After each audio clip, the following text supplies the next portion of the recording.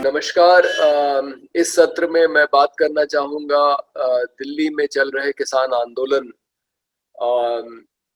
के तहत 26 जनवरी गणतंत्र दिवस पे जो ट्रैक्टर परेड हुई और उसमें जो घटनाएं हुई उसको लेके, क्योंकि एक ऐसा पूरा माहौल बनाया गया कि बहुत गड़बड़ी हो गई, देश की बदनामी हुई, हिंसा हो गई। इस तरह की बातें सरकार ने भी की और जो मुख्य धारा की मीडिया है उसने भी इन्हीं बातों को प्रसारित किया। प्रधानमंत्री, राष्ट्रपति ने अपने भाषणों तक में कहा कि तिरंगे का अपमान हुआ और इससे देश की छवि खराब हुई। लेकिन अगर गौर किया जाए कि हुआ क्या, तो एक व्यक्ति की जान गई, वो भी किसान का बेटा था। वो कोई पुलिस वाला नहीं था, सरकारी कर्मचारी नहीं था। और दूसरा, लाल किले पे कुछ तोड़फोड़ हुई, पुलिस के वाहन जलाए गए और एक मनचले ने वहां जाके निशान साहिब, जो सिख समुदाय का झंडा है जो वो गुरुद्वारे पे लगाते हैं, उस झंडे को वहां पे उसने लगा दिया जाके, और इसको लेके बहुत बवाल मचा। अब देखा जाए तो आजादी के आंदोलन में भी एक बड़ी हिंसा की घटना हुई। गांधी जी के असहयोग आंदोलन में चौरी चौरा में लोगों ने पूरा एक थाना फूंक दिया जब पुलिस ने फायरिंग की। उसके बाद फायरिंग में 3 लोग मरे और थाने को जब जलाया गया तो उसमें कुल मिला के 22 पुलिस वाले मारे। तो ये तो एक हिंसा कहा जा सकता है कि लोगों की जाने गई और गांधी जी उससे इतने हताहत हुए कि उन्होंने अपना पूरा आंदोलन वापस ले लिया। वो बात तो समझी जा सकती है, लेकिन इस समय किसी पुलिस वाले की जान नहीं गई। जो मरा वो किसान का बेटा था। और मौतें तो देखा जाए तो उस समय तक करीब 150 के करीब हो चुकी थी इस आंदोलन में। अभी 170 का आंकड़ा पार कर गया है। जो किसान खुदकुशी करके, ठंड के कारण या किसी अन्य स्वास्थ्य कारण से जिनकी जाने गई हैं इस आंदोलन के दौरान, तो जाने तो सारी किसानों की जा रही हैं और सरकार ने, मीडिया ने बाकी जो जाने जा रही हैं उसके बारे में कोई चिंता व्यक्त नहीं की है अभी तक। लेकिन एक जो मौत हुई वो उसको लेके बताया जा रहा है कि बहुत बड़ी हिंसा हो गई और नुकसान तो किसानों का ही हो रहा है। आंदोलन के दौरान भी हुआ, 26 जनवरी को भी हुआ। और जो बात है झंडा फहराने की, तो झंडा जैसा मैंने कहा निशान साहिब का था, वो कोई खालिस्तान का झंडा नहीं था जैसा कहा जा रहा है। और तिरंगा जो वहां फहर रहा था उसको कोई उतारा नहीं गया।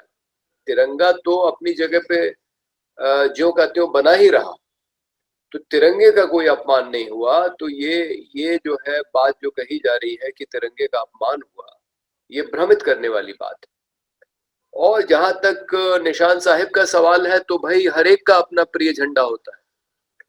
कम्युनिस्ट पार्टियों में लोग नारा लगाते हैं कि लाल किले पे लाल निशान मांग रहा है हिंदुस्तान। और हमारे जो आरएसएस के मित्र हैं वो खुद तिरंगे को पहले नहीं सम्मान करते थे। उनका अपना एक भगवा ध्वज है जो आरएसएस मुख्यालय पे वो फहराते हैं। और उनका बस चले तो भारत को हिंदू राष्ट्र बना के भगवा को ही वो राष्ट्रीय ध्वज बना देंगे।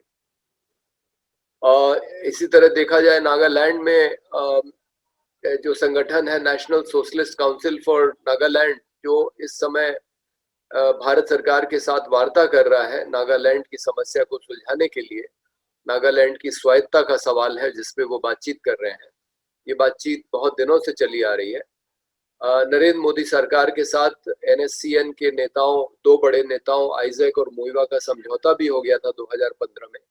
लेकिन बात यहाँ पे आके अटकी हुई है कि वो अपना एक अलग झंडा और अलग संविधान चाहते हैं, जैसे कि जम्मू कश्मीर में था, जो सरकार ने 5 अगस्त 2019 को जब उसने धारा 370 और 35 से खत्म की, तो उसके साथ वो खत्म हुआ।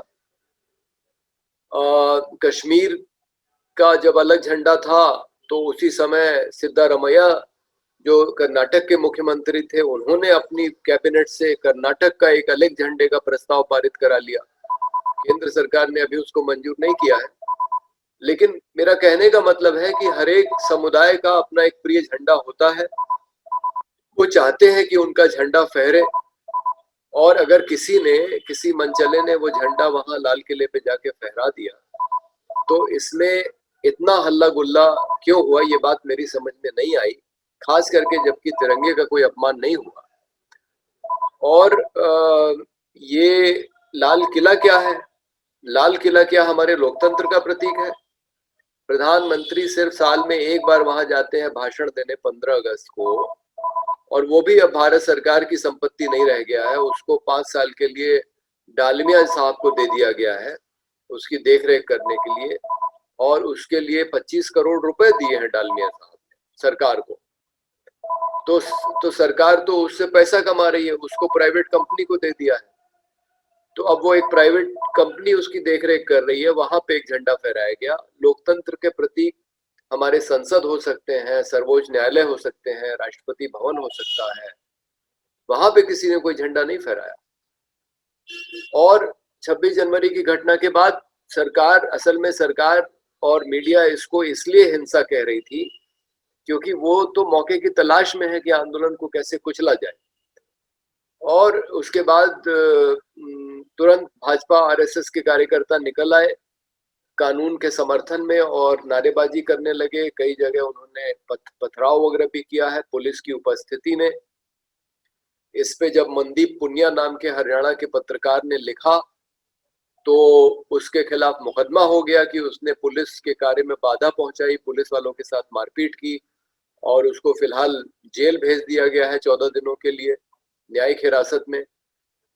तो ये प्रायोजित हमले थे जो कराए गए किसान आंदोलन पे। किसानों की तरफ से कोई हिंसा नहीं हुई है, क्योंकि मैंने कहा कि जो जान गई है वो किसान के बेटे की गई है।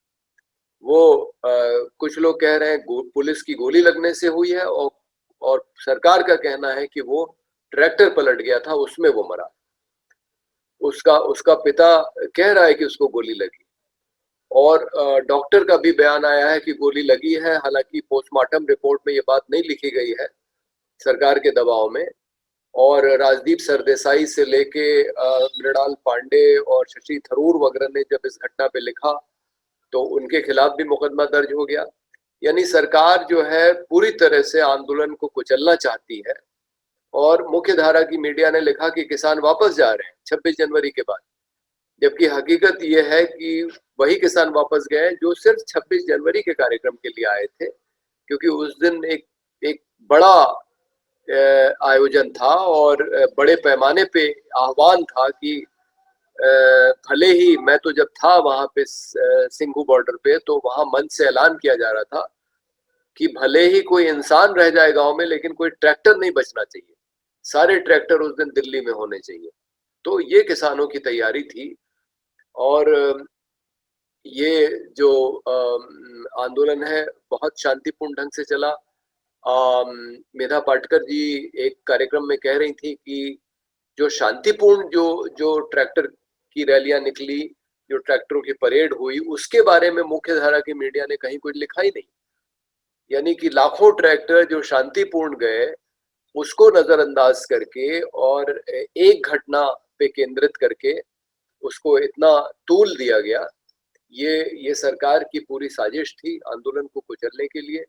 और जिस तरह से पानी काटा गया, बिजली काटी गई और इंटरनेट का कनेक्शन काट दिया गया, ये तो मुझे याद आता है कि जब कश्मीर में धारा 370 और 35 से खत्म की गई थी, तो प्रताप भानु मेहता जो अशोका विश्वविद्यालय के प्रोफेसर हैं, उन्होंने एक लेख लिखा था इंडियन एक्सप्रेस में, जिसमें उन्होंने लिखा कि भारत सरकार कश्मीर में जो कर रही है, यानी कि 370 और 35A को हटाना, और वो कह रही है कि कश्मीर को अब भारत का अभिन्न हिस्सा बना दिया गया है, भारत के साथ जोड़ दिया गया है मजबूती के साथ।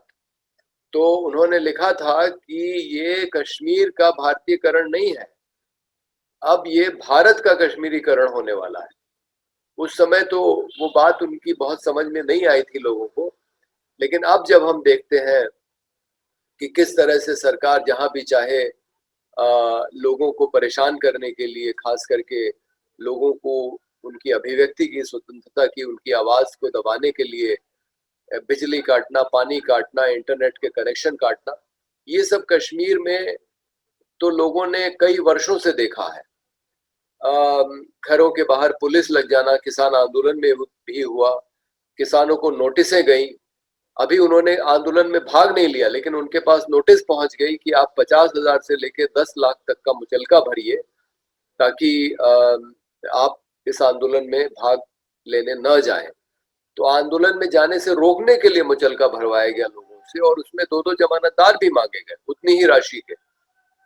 इसको यहाँ हाई कोर्ट में चैलेंज किया गया है। उत्तर प्रदेश में हाई कोर्ट के जज ने सीतापुर के जिलाधिकारी को तलब किया है। आज ही की तारीख है जब उनको तलब किया गया है, अब देखना है उसमें आगे क्या होता है। लेकिन सर्वोच्च न्यायालय के मुख्य न्यायाधीश ने यह कहा है कि किसानों को आंदोलन करना उनका अपना मौलिक अधिकार है, और सरकार इसमें तरह तरह से जो बाधाएं पहुंचा रही है, ये बहुत खेदजनक है और लोकतंत्र के लिए ठीक नहीं है। कल देखिए मेघालय के गवर्नर साहब सतपाल मलिक, जो उनका कहीं ना कहीं एक समाजवादी पृष्ठभूमि है, उनसे नहीं रहा गया, और दूसरे वो जाट हैं। तो पश्चिमी उत्तर प्रदेश की पूरी स्थिति बदल चुकी है। 2013 के मुजफ्फरनगर दंगों में जो जाट और हिंदू जाट और मुसलमान जो अलग हो गए थे, वहाँ सांप्रदायिक हिंसा हुई, जिसमें मुसलमानों के कई गांव में जो है हिंसा हुई, उनको गांव से निकाल दिया गया।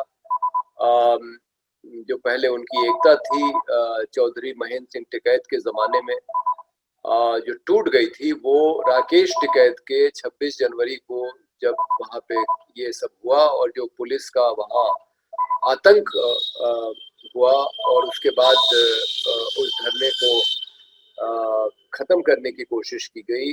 किसान नेता वीएम सिंह ने तो अपने को वहां से वापस भी ले लिया।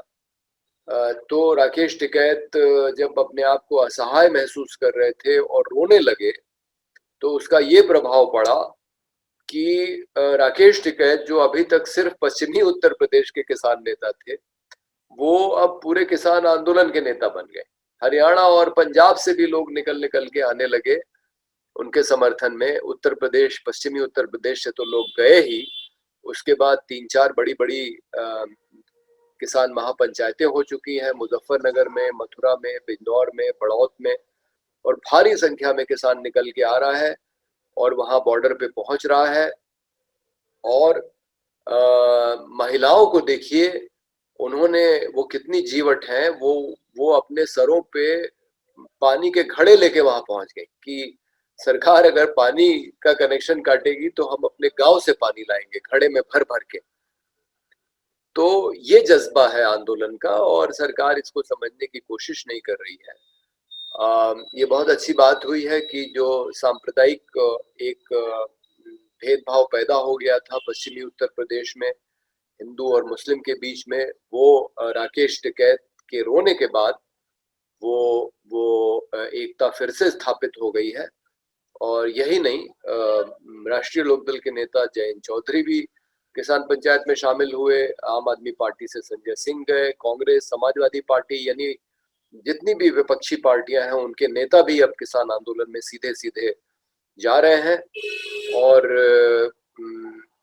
वो अपना समर्थन दे रहे हैं, क्योंकि इस समय जरूरत है कि किसान आंदोलन को जहां से भी उनको समर्थन मिले, वो समर्थन उनको लेना चाहिए, और अन्य लोगों को भी अपना समर्थन देना चाहिए, ताकि ये आंदोलन जितनी मजबूती के साथ 26 जनवरी को चल रहा था, उससे अधिक मजबूती के साथ अब आगे चले।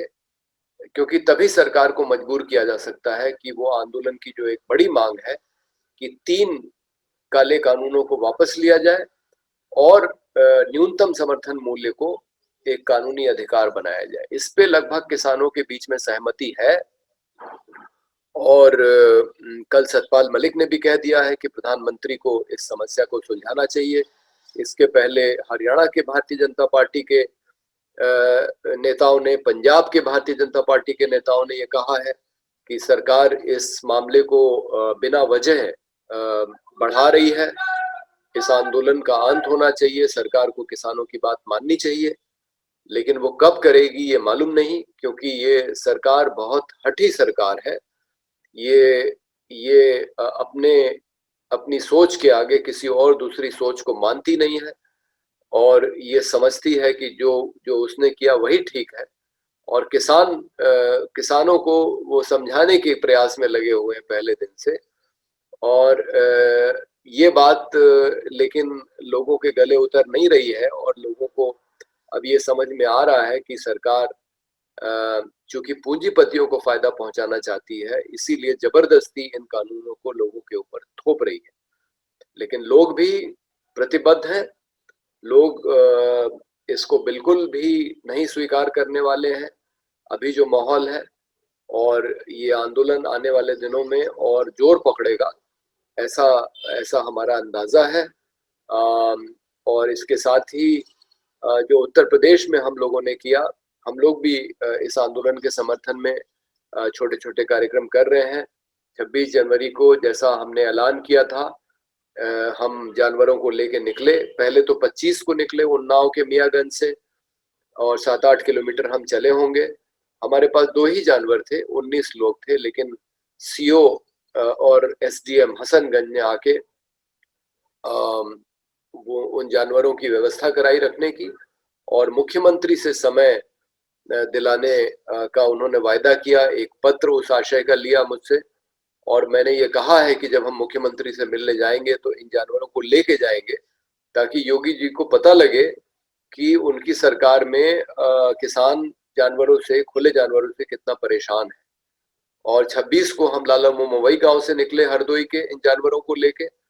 वहां एक घटना हुई थी 27 दिसंबर को, जिसमें एक भारतीय जनता पार्टी के कार्यकर्ता ज्ञानेंद्र सिंह ने, कार्यकर्ता नहीं, वो तो पदाधिकारी है, अपने आप को भाजपा मंडल अध्यक्ष बताते हैं, उन्होंने लाला मुंबई के गांव वालों के साथ, जिसमें 5 दलित भी थे, उनके साथ मारपीट की गौरक्षा के नाम पे। जबकि पूरे प्रशासन को जानकारी थी, पुलिस को जानकारी थी कि गायों को गौशाला में रखने के लिए ले जाया जा रहा है।